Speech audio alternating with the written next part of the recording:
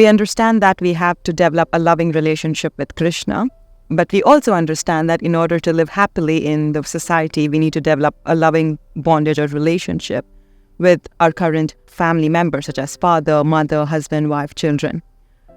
So how do we develop love for Krishna without severing the relationship with the people of the society? Very good.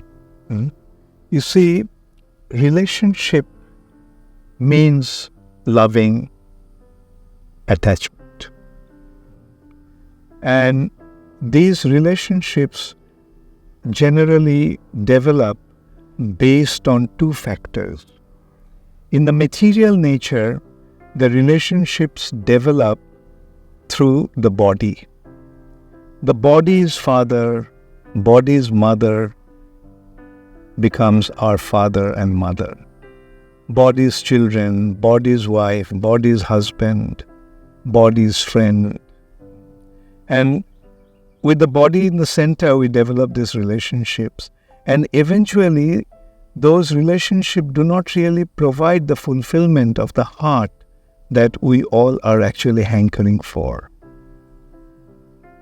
On the other hand, the relationships can be developed with Krishna in the center. Like the mother sees her son as a child of Krishna. Krishna has given this particular living entity for me to take care of her or him and make him into a devotee. A husband sees his wife as the property of Krishna. The wife sees the husband as a servant of Krishna.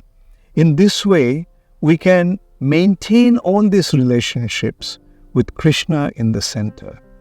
Then, although we are developing these relationships in this material platform, but they actually become spiritualized because all these relationships are developed with Krishna in the center.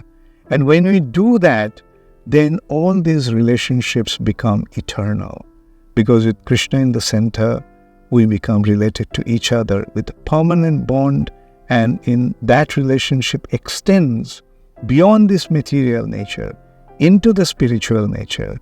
And there, with Krishna in the center, we found the fulfillment of all these relationships. That is the way we can bring a perfect harmony with all the relationships that we are developing in the material nature. And we go beyond that, and as a result of that, eventually we begin to see that the entire world is a family with Krishna in the center.